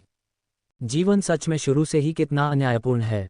हिना ने उत्साहपूर्वक साहिल का अभिवादन किया। तो तुम और सिमरन अब सहपाठी हो? सच में, तुम्हारी माँ और मैं उस समय गलत नहीं थे। तुम दोनों की सच में एक किस्मत है। तुम्हारे माता पिता कैसे हैं? मुझे उनसे संपर्क किए हुए काफ़ी समय हो गया है। श्रीमती मेहरा हिना अंतहीन बातूनी थी, साहिल के साथ बकबक करती रहीं। साहिल केवल धैर्यपूर्वक उनके साथ लंबे समय तक छोटी छोटी बातों में लगा रह सकता था, लेकिन आखिरकार वह इसे और बर्दाश्त नहीं कर सका। एक पल जब हिना रुकी, उसका फ़ायदा उठाते हुए वह बोल पड़ा, क्या सिमरन घर पर नहीं है? मैंने देखा है कि वह विद्यालय भी नहीं जा रही है और मैं उसके बारे में थोड़ा चिंतित हूँ। हिना की मुस्कान गहरी हो गई। सिमरन अब एक संस्था में प्रशिक्षण ले रही है। यह अच्छा है, वह अपने पिताजी की मदद कर सकती है। सच में? साहिल की मुस्कान थोड़ी ज़बरदस्ती की थी और उसने मानो लापरवाही से कहा, मुझे लगता है मैंने सिमरन को पहले कहते सुना था कि उसे व्यापार में दिलचस्पी नहीं है और वह अपना मुख्य विषय भी बदलना चाहती थी, तो अब उसने अपना मन क्यों बदल लिया है? हिना ने कहा, वह अभी भी बचकानी है, एक पल कुछ कहती है और अगले ही पल कुछ और। वह भी यह कह सकती है, लेकिन हो सकता है कल सुबह सोकर उठने के बाद भूल जाए। ओह, ऐसा है क्या? साहिल के अंदर का बुरा पूर्वाभास और गहरा हो गया। उसे ये भी पता था कि सिमरन पहले अपना मुख्य विषय बदलना चाहती थी। वह जानता था कि वह सिमरन उसकी वजह से उसके जैसा ही मुख्य विषय चुनना चाहती थी, लेकिन अब जब उसने अपना मन बदल लिया था, तो उसने उसे सूचित तक नहीं किया था। जी, आप वापस आ गए, देखिए कौन आया है। जब साहिल अपने ख्यालों में खोया हुआ था, हिना की खुशी भरी आवाज़ ने उसे हकीकत में वापस ला दिया। सूर्य प्रकाश और सिमरन बाहर से घर में दाखिल हुए। ये कौन है? सूर्य प्रकाश ने साहिल को पहले बस कुछ ही बार देखा था जब वह आया था, उसे केवल एक सहपाठी के रूप में याद करते हुए जिसे उसकी बेटी पसंद करती थी, इसलिए वह अपने सामने खड़े युवक को उस जवान लड़के की धुंधली याद से मिला नहीं पा रहे थे। जी, आप भूल गए। हिना ने याद दिलाया, ये हमारे पड़ोस में रहता था। ये देखकर कि सूर्य प्रकाश को अभी भी याद नहीं आया, हिना ने सीधे सीधे कहा, ये बंसल परिवार का। सिमरन ने कहा, ये हमेशा मेरा सहपाठी था और अक्सर हमारे घर आता था, श्रीमान बंसल का बेटा। सिमरन की आवाज़ ठंडी थी, बिना किसी गर्मजोशी के, जैसे कि उसके सामने वाला व्यक्ति बस एक गुजरता हुआ परिचित हो, अतीत से कोई थोड़ा जाना पहचाना। ओह, यह उनका बच्चा है। सूर्य प्रकाश को याद आया कि बंसल उपनाम का एक पड़ोसी था, जो उन्हें केवल इसलिए याद था क्योंकि वह आदमी हमेशा खुशामद करने की कोशिश करता था। उन पर उसका अच्छा प्रभाव नहीं था, वह आदमी घमंडी लेकिन नाकाबिल लगता था। हालांकि जब से उसकी पत्नी और बेटी उनके साथ अच्छी तरह घुल मिल गए थे, उन्होंने उन्हें मिलने जुलने दिया। वैसे भी खुद निगरानी रखते हुए वह अपने परिवार का फ़ायदा नहीं उठाने देते। सिमरन, मैंने देखा कि तुम अपना दूरभाष नहीं उठा रही थी, इसलिए मैं तुमसे मिलने आ गया। साहिल सूर्य प्रकाश की तीखी नज़रों का सामना करते हुए बहुत घबराया हुआ था, यहाँ तक कि हकला रहा था। सिमरन की प्रतिक्रिया काफ़ी उदासीन थी, बस हल्के से जवाब दिया, मैं हाल ही में बहुत व्यस्त रही हूँ, अपना दूरभाष देखने का समय नहीं मिला। क्या तुम्हें मुझसे कुछ काम है? नहीं, कोई बात नहीं। हिना, समूह के बीच के तनाव से बेखबर, ने उत्साहपूर्वक सिमरन और साहिल को एक साथ ला दिया। सिमरन, तुम और साहिल सहपाठी हो। तुमने घर पर कभी उसका जिक्र क्यों नहीं किया? ओह, मैं भूल गई। तुम ऐसा कैसे भूल सकती हो? हिना ने अप्रसन्नता से बुदबुदाया, लेकिन वह जल्दी से उत्साहित हो गईं और खुशी से निर्देश दिया, अच्छा, तो तुम और साहिल अच्छे से बात करो। तुम दोनों हमेशा करीब रहे हो। तुम्हारे पास बात करने के लिए बहुत कुछ होगा। हिना ने अपनी आंखें झपकाईं, बचकानी मासूमियत का प्रतीक। उनका इरादा स्पष्ट था। मां सिमरन ने अपनी साजिश करने वाली मां को निशब्द होकर देखा। सूर्य प्रकाश ने बीच में ही कहा, हिना, सिमरन हाल ही में इतनी व्यस्त रही है कि उसे लंबे समय से आराम करने का मौका नहीं मिला। जैसे ही श्रीमान मेहरा, सूर्य प्रकाश ने बोला, श्रीमती मेहरा, हिना को तुरंत दया का एक उछाल महसूस हुआ और वह रसोई की ओर भागी। वह अपनी बेटी को फिर से तरोताज़ा करने में मदद करने के लिए एक पौष्टिक शोरबा बनाना चाहती थीं। इस सब आगे पीछे में किसे याद रह सकता था कि अभी क्या कहा गया था? साहिल ने इस बार सिमरन को देखा तो सही, लेकिन उसके सामने वाला व्यक्ति बहुत बदल गया लगता था। सटीक कपड़ों में वह एक रोबदार आभा लिए हुए थी। साहिल को सिमरन में हुए बदलाव पसंद नहीं आए, लेकिन उसके इस रूप ने साहिल को अपने मन की बात कहने में झिझकने पर मजबूर कर दिया। एक पल झिझकने के बाद साहिल ने थोड़े अधीर लहजे में सिमरन से पूछा, सिमरन, तुमने पिछले कुछ दिनों से मुझसे संपर्क क्यों नहीं किया? शुरू में वह अपनी आवाज़ में छिपे इल्ज़ाम को नियंत्रित नहीं कर सका। सूर्य प्रकाश की तिरछी नज़र में वह वापस तर्क पर आ गया। उसने अपने बाकी के शब्द वापस निगल लिए। सिमरन की आंखें अभी भी उन दस्तावेज़ों पर टिकी थीं जिन्हें वह पकड़े हुए थी, और उसका सवाल सुनकर उसने ऊपर देखने का सोचा भी नहीं। अभी मेरे पिताजी ने कहा, मैं इतनी व्यस्त रही हूं कि मेरे पास आराम करने का भी समय नहीं है। मेरे पास तुम्हें बुलावा भेजने का समय कैसे हो सकता है? क्या तुम्हें लगता है कि तुम मेरे काम से ज़्यादा ज़रूरी हो? सिमरन के शब्दों का अनकहा निहितार्थ बस उसके भावों को देखकर स्पष्ट था। अगर और कुछ नहीं है तो मैं अपने पिताजी के साथ अध्ययन कक्ष में जा रही हूँ, मुझे और काम करना है। तुमने मेरी माँ को लंबे समय से नहीं देखा है, तुम दोनों को बात करनी चाहिए। वह तुम्हें सच में पसंद करती हैं। सिमरन और सूर्य प्रकाश दोनों ने साहिल के साथ महज एक औजार जैसा व्यवहार किया जो हिना का मनोरंजन करने के लिए था। मैं सिमरन को जाते देख साहिल अनजाने में एक कदम आगे बढ़ गया, लेकिन उसे रोकने के शब्द सूर्य प्रकाश की नज़रों के नीचे दब गए। हालांकि यह शुरू में उसकी अपनी पहल थी, साहिल सिमरन के लगातार अनुरोधों से थक गया था, खासकर जब वह कभी मना नहीं कर सकता था। लेकिन अब जब सिमरन ने ठंडा चेहरा दिखाया तो वह फिर से बेचैन होने लगा। मेहरा परिवार के घर से निकलने के बाद साहिल को एहसास हुआ कि वह अजीब हो गया था। सिमरन के बारे में पहले के सभी समयों को मिलाकर भी ज्यादा सोच रहा था। साहिल, तुम्हें क्या हुआ है? तुम इतने विचलित क्यों हो? प्रिया ने साहिल को यंत्रवत एक संतरा छीलते हुए अपने ख्यालों में खोया देख उत्सुकता से पूछा। साहिल झट से अपनी तंद्रा से बाहर आया और प्रिया की ओर माफी मांगते हुए मुस्कुराया। छात्र परिषद में हाल ही में कुछ मुद्दे हुए हैं जिन्हें मैंने अच्छी तरह से नहीं संभाला है। ओह, तो तुम्हें अपने स्वास्थ्य का ध्यान रखना चाहिए, मुझे चिंता मत दो। साहिल बस बदले में मुस्कुरा दिया। ठीक है। उसकी प्रतिक्रिया में उसके सामान्य प्रभावित व्यवहार की कमी थी, और प्रिया ने महज लापरवाही से पूछा, अपने प्रेमी के बारे में आज कुछ भी अटपटा महसूस नहीं किया? साहिल द्वारा उसके लिए छीले गए फलों को खाते हुए प्रिया ने मानो लापरवाही से पूछा, हाल ही में तुम सुश्री मेहरा के साथ कैसे मिलजुल रहे हो? साहिल झिझका, फिर जबरदस्ती मुस्कुराया, उतना सुचारू रूप से नहीं, वह अचानक मेरे प्रति कुछ हद तक उदासीन हो गई है। हालांकि साहिल ये स्वीकार नहीं करना चाहता था, लेकिन यही सच्चाई थी। अब सिमरन का उसके प्रति रवैया एक अजनबी से बस थोड़ा ही बेहतर था। उसने बेशर्मी से उससे कई बार मिलने की पहल की थी, लेकिन हर बार वह व्यस्त थी, सो कोई भी सफल नहीं हुआ। प्रिया लगभग बिस्तर पर उछलकर सीधी बैठ गई। वह अब और मुस्कुरा नहीं सकती थी। उसका लहजा चिंतित हो गया। क्या हो रहा है? मैंने सोचा था कि तुम दोनों के संबंध अच्छे हैं। पहले अच्छा था, लेकिन अब मुझे नहीं पता कि वह क्या सोच रही है। साहिल की आवाज़ में एक खोने का एहसास था जिसे उसने खुद भी नहीं देखा था। प्रिया, कहीं ऐसा तो नहीं कि कोई और सुश्री मेहरा का पीछा कर रहा हो? एक महिला के तौर पर प्रिया ने अपने तर्क के अनुसार सोचा, अगर वह उस स्थिति में होती तो ऐसा केवल इसलिए होता क्योंकि उसके आसपास कोई नया चाहने वाला आ गया होता। मुझे ऐसा नहीं लगता। साहिल ने मानने से इनकार कर दिया। मैंने कुछ नहीं सुना है। साहिल ने अपनी अविश्वसनीयता को बुदबुदाया, लेकिन उसने फिर भी सिया के तौर ठिकाने के बारे में पूछताछ करने के लिए विद्यालय में अपने संपर्कों का इस्तेमाल किया। कुछ जांच पड़ताल के बाद ऐसा लगा कि किसी ने भी सिया के आसपास किसी पुरुष साथी के बारे में नहीं सुना था, जिससे साहिल को राहत नहीं मिली। सिर्फ इसलिए कि विद्यालय में कोई नहीं था, इसका मतलब यह नहीं था कि बाहर कोई नहीं था। अब सिमरन अपना ज्यादातर समय संस्था में बिताती थी, जहां समाज द्वारा तराशे गए बहुत सारे संभ्रांत पुरुष थे। हालांकि उसे सिमरन के प्रकार का रूप रंग पसंद नहीं था, लेकिन साहिल बहुत स्पष्ट था कि सिमरन की उपस्थिति कितनी रोबदार थी। और अब सिमरन और भी ज्यादा आश्चर्यजनक रूप से आकर्षक हो गई थी। अभी भी बहुत से लोग थे जो इस तरह की सुंदरता की सराहना करते थे। सिमरन, साहिल ने ये जानने के लिए बहुत प्रयास किया था कि वह आज विद्यालय लौट रही होगी। सिमरन ने अपने बड़े काले धूप के चश्मे को थोड़ा नीचे किया और अपनी पलकें उठाईं। ओह, तुम हो। मैं जहां भी जाती हूं तुम ही से क्यों टकराती हूं। सिमरन बस ये कहने से जरा सा रह गई कि वह उसका पीछा कर रहा था। साहिल झेपकर मुस्कुराया और कोई जवाब नहीं दिया, जैसे कि उसने सिमरन की उपहास भरी नजर देखी ही न हो। साहिल, सिमरन, तुम्हें रोहन मेहरा सच में पसंद है ना?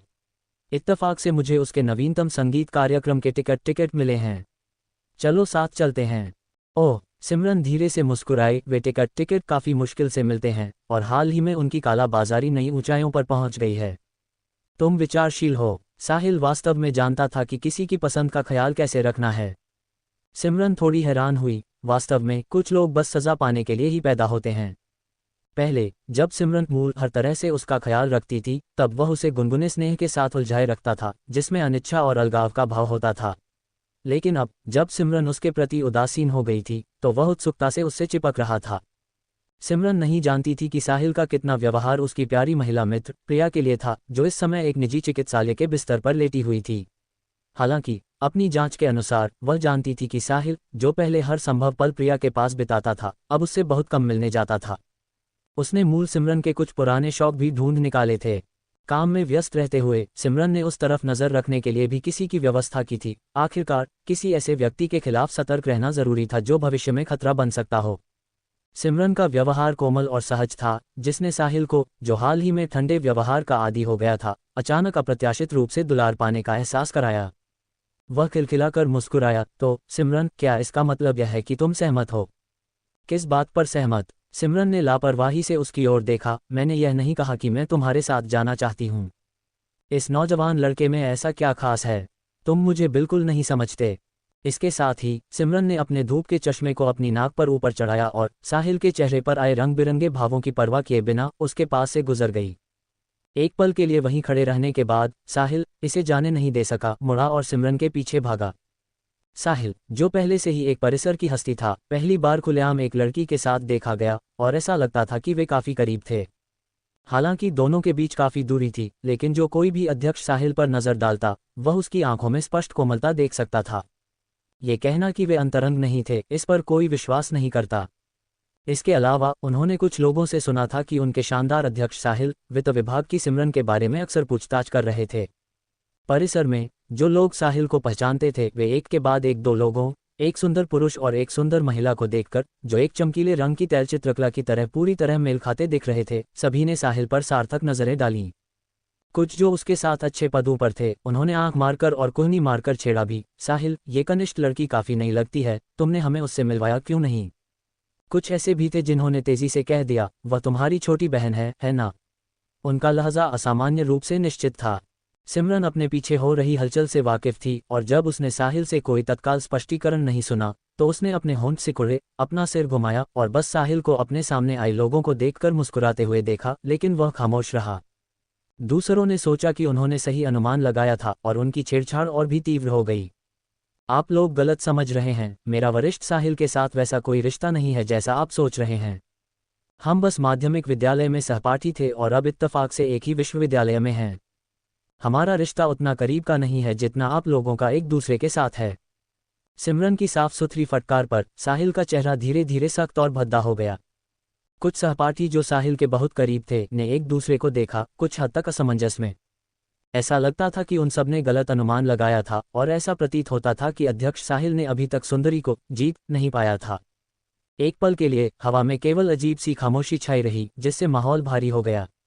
अध्यक्ष साहिल की शर्मिंदगी को देखते हुए इन सहपाठियों ने जबरदस्ती एक सख्त मुस्कान दी और कहा, साहिल, हमें कुछ काम है, इसलिए हम पहले चलते हैं। वे सर पर दौड़ते घोड़ों की तरह भागे, तेजी से नजरों से ओझल हो गए। इस बार साहिल सच में गुस्से में था और उसने धीमी आवाज में कहा, सिमरन, नखरे करने की भी एक हद होती है। क्या? साहिल ने सच में सोचा कि वह नखरे कर रही थी। सिमरन इससे बहुत चौंक गई थी। आखिर वह ऐसा कैसे सोच सकता था? वह ऐसा तो नहीं लगता था कि वह मूर्ख हो। सिमरन ने अपने चेहरे से अपना चश्मा उतारा, अपनी भवें चढ़ाईं, और सितारों जैसी खूबसूरत आंखों से उसने अविश्वास में घूर कर देखा। उसकी आंखें फैल गईं। तुम कहते हो मैं नखरे कर रही हूँ? सिमरन ने कहा, हालांकि हम बचपन में काफी अच्छी तरह घुल मिल गए थे, लेकिन अब हम दोनों बड़े हो गए हैं और हमारे विचार भी अलग हैं। इसलिए मुझे लगता है कि उचित दूरी बनाए रखना ही बेहतर है। चाहे सिमरन कुछ भी कहे, साहिल उसे ऐसे देख रहा था जैसे किसी को अनुचित उपद्रव करते हुए देख रहा हो। आखिरकार अतीत में सिमरन की उसके प्रति ईमानदारी निर्विवाद थी और उसकी भावनाएं इतने कम समय में इतनी तेजी से नहीं बदल सकती थीं। ठीक है, तुम चाहे कुछ भी सोचो, मैं इसे फिर से कहूंगी, तुम्हारी हाल की हरकतों ने मेरे लिए बहुत परेशानी खड़ी कर दी है और मुझे उम्मीद है कि तुम रुक सकते हो, उसने कहा। सिमरन ने बस इतना ही जोर दिया। उसके शब्दों ने साहिल को गहरा आघात पहुंचाया। तुम्हें सच में हमारी बचपन की दोस्ती की जरा भी परवाह नहीं है क्या? सिमरन और समय बर्बाद नहीं करना चाहती थी और मुड़कर चली गई, साहिल को वहीं उदास भाव से खड़े छोड़कर, उसकी दूर जाती आकृति को धीरे धीरे ओझल होते हुए देखते हुए। इस बार सिमरन द्वारा सार्वजनिक रूप से अपमानित किए जाने के बाद साहिल ने हमेशा अप्रत्याशित मुलाकातें नहीं की, जिससे सिमरन को कुछ दिनों की शांति मिली। हालांकि अप्रत्याशित रूप से परिसर में यह अफवाहें फैलने लगीं कि सिमरन और साहिल के बीच एक रूमानी अटकलें थीं। दोनों बचपन के बेपरवाह प्रेमी थे, कुछ समय के लिए अलग हो गए और फिर विश्वविद्यालय परिसर में भाग्यवश फिर से मिल गए। एक रूमानी नाटक की एक विशिष्ट कहानी। परिसर के भीतर सिया अफवाहों से कुछ हद तक वाकिफ थी, लेकिन उन पर उसका कोई खास असर नहीं पड़ा, इसलिए उसने उन्हें बस रहने दिया। एक खास जानकारी का स्रोत कोई और नहीं बल्कि वही था। इतने खाली समय में वह ऐसे मामलों की चिंता करने के बजाय सार्थक प्रयास कर सकती थी। गुप्त रूप से सिया को अपनी जांच में एक सुराग मिल गया था। प्रिया को ये पता चलने का कारण कि सिया एक उपयुक्त मेल थी, ये था कि उसका इलाज करने वाले एक चिकित्सक ने उसके चिकित्सा पर्चे बाहर दे दिए थे। चौधरी परिवार ने ये जानकारी हासिल करने के लिए भारी कीमत चुकाई थी। काले बाजार में पर्याप्त धन के साथ कोई भी वह हासिल कर सकता था जो वह चाहता था। लेकिन मुद्दा ये था कि अंगस्रोतों के लिए इंतजार की जरूरत थी और प्रिया के साथ अनुकूलता बहुत ज्यादा नहीं हो सकती थी। हालांकि सिया की अनुकूलता ऐसी लगती थी जैसे वह खास प्रिया के लिए ही बनी हो। अनुकूलता जितनी ज्यादा होती, भविष्य में अस्वीकृति और जटिलताओं का खतरा उतना ही कम होता।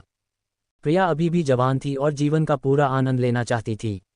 वह निश्चित रूप से अपनी मौजूदा शारीरिक सीमाओं से बाधित होने को तैयार नहीं थी। इस प्रकार, ये जानते हुए भी कि सिया के लिए सहमत होना कितना मुश्किल होगा, चौधरी परिवार ने फिर भी अपना लक्ष्य हासिल करने के लिए हर संभव तरीका अपनाया।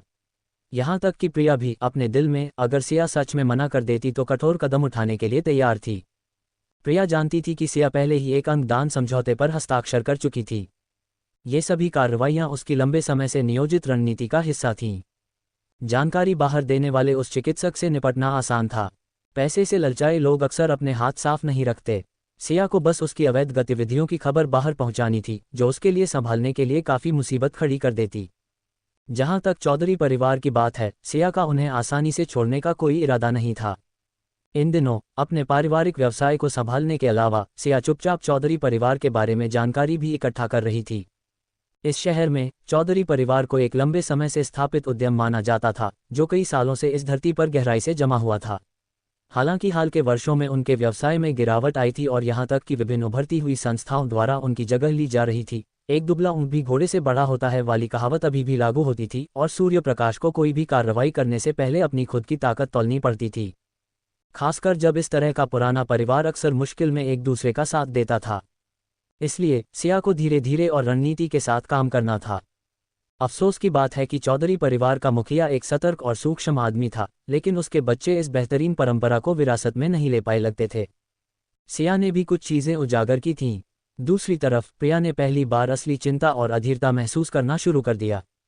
वह अपने दूरभाष पर विद्यालय के जाल तंत्र मंच को लगातार ताज़ा करती रहती और स्वाभाविक रूप से साहिल और सिया के बारे में घूम रही गपशप को देखती। भले ही उसे पुरुषों को संभालने की अपनी क्षमता पर पूरा भरोसा था और उसका मानना था कि साहिल का उसके प्रति प्यार हड्डी तक गहरा था, उसे यकीन था कि उसका प्रेमी उसकी हथेली से कभी फिसल नहीं सकता। लेकिन इतने सच्चे शब्दों के सामने बड़ा आत्मविश्वास भी डगमगा जाता है, खासकर जब साहिल का आना कम से कम होता जा रहा था। ये कुछ ऐसा था जिस पर प्रिया विश्वास करने को तैयार नहीं थी। वह खुद को बताती रही कि उसकी सभी कार्रवाइयां जरूरत से मजबूर थीं, सब उसके लिए, लेकिन साहिल का बढ़ता हुआ बेपरवाह रवैया और उसका ख्यालों में खो जाने की प्रवृत्ति प्रिया के लिए नज़रअंदाज करना मुश्किल हो गया था। खासकर अत्यधिक भोग विलास का अनुभव करने के बाद अब की तुलना में। प्रिया, जो खुद बेपरवाह रही थी कि 10 नहीं तो कम से कम 5 प्रेमी रहे थे, उसे एक आदमी के दिमाग में क्या चलता है इसकी अच्छी खासी समझ थी। प्रिया जानती थी फिर भी सच्चाई को स्वीकार नहीं कर सकती थी। उसने सच में इस बार गलत अंदाजा लगाया। गुस्से में प्रिया ने जोर से अपना दूरभाष दीवार पर दे मारा, नवीनतम स्मार्ट दूरभाष को चकनाचूर कर दिया। गुस्सा शांत होने के बाद प्रिया ने अपने विचारों को इकट्ठा किया और एक और दूरभाष निकाला। साहिल, तुम हाल ही में क्या कर रहे हो? मुझे तुम्हारी बहुत याद आ रही है। क्या तुम आज मुझसे मिलने आ सकते हो? प्रिया गहरे दुख में डूबी हुई थी, लेकिन उसका लहजा बहुत कोमल और मीठा रहा, एक प्रेमातुर महिला की छवि को पूरी तरह से चित्रित करता हुआ। लाइन के दूसरी तरफ हल्की सी झिझक हुई। तुम्हारे पास फिर से कोई छात्र परिषद का मुद्दा तो नहीं है? प्रिया दूसरे व्यक्ति के कुछ कहने से पहले ही एक दयनीय आवाज में बोल पड़ी। मुझे सच में तुम्हारी याद आ रही है। मेरे दिन अब गिने चुने हो सकते हैं, इसलिए मैं बस तुम्हें थोड़ी और देर देखना चाहती हूँ। बस इतना ही मुझे लंबे समय तक खुश रखेगा। जब साहिल ने ये सुना तो ये स्पष्ट था कि उसके चेहरे की लकीरें काफी ढीली पड़ गईं और उसने कोमलता से जवाब दिया, ठीक है, मैं आज दोपहर बाद आ जाऊंगा। अपना लक्ष्य हासिल करने के बाद प्रिया के सुंदर चेहरे पर जो भाव था उसे भद्दा कहने से परे था। उसने अपने दूरभाष को फिर से पटकने की इच्छा को दबाया और अपने श्रृंगार के थैले को खंगालना शुरू कर दिया। उसने अपने चेहरे पर अथक रूप से श्रृंगार लगाया, खुद को यथासंभव कमजोर दिखाने की कोशिश कर रही थी। उसे उम्मीद नहीं थी कि उसे अपनी चालाक रणनीतियों का इस्तेमाल उस आदमी पर करना पड़ेगा जिससे उसे बहुत उम्मीदें थीं। अतीत में अगर उसकी ऐसे आदमी में दिलचस्पी खत्म हो जाती तो वह बस उससे रिश्ता तोड़ लेती, लेकिन मौजूदा स्थिति ने उसे किसी और को चुनने की कोई गुंजाइश नहीं छोड़ी थी। इसके अलावा उसे अभी भी उसका काफ़ी इस्तेमाल करना था। प्रिया ने बेपरवाही से साहिल को फुसलाना जारी रखने की तैयारी की। जब साहिल, जिसने अपना वादा निभाया था, ने अपनी महिला मित्र को बिस्तर पर आधी लेटी हुई, पीले रंग, कमजोर और नाजुक हालत में देखा तो उसके चेहरे पर अपराधबोध और माफी का स्पष्ट भाव था। करीब से देखने पर कोई भी उसकी कतराती आंखों में अपराधबोध की एक झलक देख सकता था। प्रिया ने मन ही मन लगभग अपने दांत पीस लिए थे, लेकिन उसने अपने चेहरे पर एक कोमल और सौम्य भाव बनाए रखा। साहिल, तुम और सुश्री मेहरा हाल ही में। प्रिया को अचानक सिमरन का जिक्र करते देख साहिल की पहली प्रतिक्रिया घबराहट की थी, हालांकि वह जल्दी संभल गया। लेकिन प्रिया, जो उसे करीब से देख रही थी, ने उस क्षणभंगुर बदलाव को पकड़ लिया। अपना सिर झुकाते हुए साहिल ने अपनी महिला मित्र को देखने से परहेज किया। अचानक ये बात क्यों उठा रही हो? प्रिया की आंखें गहरे स्नेह से भर गईं जब उसने ऊपर देखा। साहिल, चलो उस योजना को भूल जाते हैं जिस पर हमने पहले चर्चा की थी। सुश्री मेहरा एक अच्छी लड़की है, हम जो कर रहे हैं वह उसके साथ उचित नहीं है। मेरे दिन गिने चुने हैं। चिकित्सक आज आए थे और नवीनतम जांचें अच्छी नहीं हैं। मैं शायद तुम्हें अपनी उंगली में अंगूठी पहनाते हुए देखने के लिए जिंदा न रहूं। जैसे ही प्रिया मुस्कुराई, उसकी आंखें आंसुओं से भर गईं। लेकिन ये ठीक है, क्योंकि जिस इंसान से मैं सबसे ज्यादा प्यार करती हूँ, मेरे जाने के बाद उसे प्यार करने के लिए कोई और होगा। माँ के पास पिताजी हैं, मेरे भाई के पास उसकी पत्नी है। मुझे उनकी चिंता नहीं है, और अब वह इंसान जिसे मैं सबसे ज्यादा प्यार करती हूँ, तुम। साहिल का स्तब्ध भाव धीरे धीरे अपराधबोध और दया में बदल गया। मुझे किसी और को देने की बातें करना बंद करो। मेरी खुशी केवल तुमसे ही आ सकती है। सिमरन बस एक बचपन की साथी है, ज्यादा मत सोचो। साहिल रुका, उसके चेहरे पर संघर्ष दिख रहा था। तुम चिंता मत करो, मैं जल्द से जल्द सिमरन से बात करने का एक मौका ढूंढूंगा। वह शायद राजी हो जाएगी। साहिल के शब्दों में स्पष्ट रूप से आत्मविश्वास की कमी थी। मूल रूप से जब सिमरन उस पर मोहित थी, तब साहिल मुश्किल से ही ऐसा विचार जाहिर करने की हिम्मत करता था। अब तो छोड़ ही दे जब सिमरन का रवैया स्पष्ट रूप से ठंडा था। साहिल को अब और भी कम अंदाजा था कि उससे बात कैसे की जाए। बेशक, अगर कोई आपके पास भाग कर आए और आपसे अपना एक अंक काटकर किसी और को देने के लिए कहे, तो आपको कैसा लगेगा? आप शायद उसका सिर फोड़ देना चाहेंगे। प्रिया को इस बात की परवाह नहीं थी कि साहिल आगे क्या करेगा। वह केवल ये जानती थी कि उसने दिन का अपना लक्ष्य हासिल कर लिया था, और कुछ और मीठी बातें कहने के बाद उसने आराम करने का बहाना बनाया और साहिल को जाने के लिए मना लिया। साहिल पूरी रात अकेला ख्यालों में खोया बैठा रहा। अगले दिन सिमरन ने अपने दूरभाष पर 10 से ज्यादा मिस्ड कॉल्स पाईं। सभी एक ही व्यक्ति की थीं और कई टेक्स्ट मैसेजेस थे। मैसेजेस की सामग्री में बस उनके बचपन के जीवन और उनकी मौजूदा मुलाकात की खुशी का रोना रोया गया था। अंदर का मतलब अस्त व्यस्त था, जैसे मन में आते ही बेतरतीब ख्यालों को लिख दिया गया हो, कुछ हद तक अजीब, जो किसी को भी वियर्ड महसूस करा दे। सिमरन की आंखों में एक रहस्यमयी चमक कौंधी जब उसने अपना चेहरा खींचा, लगभग मुस्कुराते हुए। वह आखिरकार फैसला लेने के लिए तैयार था। कुछ दिनों बाद सिमरन सुबह सुबह बाहर निकली जब एक अस्त व्यस्त आकृति अचानक उसके सामने आ गई। करीब से देखने पर साहिल बुरी हालत में था। बेतरतीब बाल, बड़ी हुई दाढ़ी और उसकी कभी सफ़ेद रही कमीज अब सिलवटों भरी और पूरी तरह से नम थी। जैसे ही सिमरन ने अपनी कार की खिड़की नीचे की, पास आती आकृति से उसे तंबाकू की तेज गंध आई। तुरंत सिमरन ने अपनी नाक और मुंह ढक लिया। उसका फटा पुराना घिसा पिटा रूप देखकर सिमरन कुछ बोल भी नहीं पाई थी कि पास का एक सिक्योरिटी गार्ड हाथ में एक इलेक्ट्रिक बैटन लिए कुछ दूर दिखाई दिया। मिस मेहरा, यह आदमी कल रात से यहाँ है, पूरी रात इंतजार कर रहा है। क्या आपको ज़रूरत है कि मैं इसे भगा दूँ? कोई ज़रूरत नहीं। सिमरन ने अपना सिर साहिल की ओर घुमाया। तुम यहाँ पूरी रात थे, इसका क्या मतलब है? जिस पल से सिमरन सामने आई थी और अभी भी साहिल की आंखें मजबूती से उसी पर टिकी थीं। कोई सहानुभूति नहीं, कोई आश्चर्य नहीं, कोई हैरानी नहीं, कुछ भी नहीं। उसे सिमरन की आंखों में कोई इमोशन नहीं दिखा। जब उसने नज़र घुमाई तो उसका भाव सपाट और शांत था। ऐसा था मानो वह सड़क किनारे लगे छोटे छोटे फूलों और घास को देख रही हो। साहिल ने घबराकर थूक निगला, अचानक चिंतित हो गया। मुझे तुमसे कुछ बहुत ज़रूरी बात कहनी है। क्या है? अभी कहो, मैं जल्दी में हूँ। इस पल साहिल को सिमरन के ठंडे दिल के लिए नफरत की एक लहर महसूस हुई। वह उसकी घड़ी देखने के हाव भाव में उसकी गहरी अधीरता को महसूस कर सकता था। क्या हम कोई जगह ढूंढ सकते हैं? जैसे ही उसने ये कहा, साहिल को लगा जैसे उसने अपना आत्मसम्मान उसे रोनने के लिए सौंप दिया हो। उसका चेहरा लाल और फिर पीला पड़ गया। सिमरन, ठीक है। सिमरन और साहिल पास के एक 24 घंटे खुले रहने वाले कन्वीनियंस स्टोर में एक दूसरे के सामने बैठे थे। साहिल ज्यादा गंभीर था, उनके बीच की अजीब खामोशी गहरी होती जा रही थी। बैठने के बाद सिमरन कम जल्दी में लग रही थी। उसने स्टोर के कर्मचारी से माइक्रोवेव में कुछ नाश्ता ब्रेकफास्ट गर्म करवाया। धीरे धीरे खा रही थी, सामने वाले व्यक्ति के बोलने का इंतजार कर रही थी। साहिल को खुद को घूरते देख, उसका मुंह कई बार खुलते और बंद होते देख, बिना एक शब्द कहे सिमरन ने भवें से कुर्नी अपने मुंह का खाना निगला और विनम्रता से पूछा, क्या तुम कुछ खाना चाहोगे? साहिल के सिर हिलाने के बाद सिमरन ने सीधे कहा, तुमने कहा था कि तुम्हें मुझसे कुछ ज़रूरी बात कहनी है। क्या है वह? मैं आधा घंटा निकाल सकती हूँ और फिर मुझे जाना है। आज सुबह ऑफिस में एक ज़रूरी मीटिंग है। इस बार साहिल बोल पड़ा, उसकी सुंदर भवें गहरी से कुड़ी हुई थी। क्या तुम्हें ज़रा भी ये पूछने की इच्छा नहीं हो रही कि मेरे साथ क्या हुआ है? सिमरन ने हैरानी से अपनी भवें उठाईं। क्या मैंने पूछा नहीं? मैंने अभी पूछा, तुम्हें मुझसे कुछ कहना है? हताशा में साहिल ने अपने पहले से ही बेतरतीब बालों को और उलझा लिया, जो अब पूरी तरह से एक चिड़िया के घोंसले जैसे लग रहे थे। तुम जानती हो मेरा वह मतलब नहीं था। सिमरन, मुझे नहीं पता। मैं कैसे जान सकती हूँ कि तुम्हारा क्या मतलब है अगर तुम मुझे बताओगे नहीं? हम इतने करीब नहीं हैं कि हमारे बीच कोई माइंड रीडिंग कनेक्शन हो। सिमरन का उदासीन लहजा साहिल को चुभ गया लगा और उसने अचानक अपनी आवाज़ ऊंची कर दी। क्या तुम्हें मेरे लिए ज़रा भी चिंता की भावना नहीं है? उसकी मौजूदा हालत में यहाँ तक कि एक बेतकल्लुफ़ रिश्ते वाला दोस्त भी उसे देखकर शायद कुछ परवाह भरे शब्द कह देता, लेकिन सिमरन पूरी तरह से उदासीन बनी रही। वरना क्या मेरे बारे में ऐसा कुछ है जो मुझे नहीं पता? सिमरन ने अपनी भवें चढ़ाईं और पलटकर पूछा। उसका खूबसूरत रूप इतना आकर्षक था कि उसे देखना शारीरिक रूप से दर्दनाक था। साहिल की पीठ थोड़ी झुक गई। नहीं तो तुम सोच रही थी कि यह इस बारे में था? उसकी आवाज़ लगभग एक फुसफुसाहट में बदल गई। सब कुछ मेज़ पर रख देने की उसकी शुरुआती योजना इस तरह विफल हो गई। साहिल ने अभी भी विषय छेड़ने का प्रयास किया, कुछ बार अपना गला साफ किया और फिर कामयाब हुआ। मुझे गुर्दे की एक गंभीर बीमारी हो गई है। यह अब अंतिम चरण के गुर्दा रोग में बदल गया है।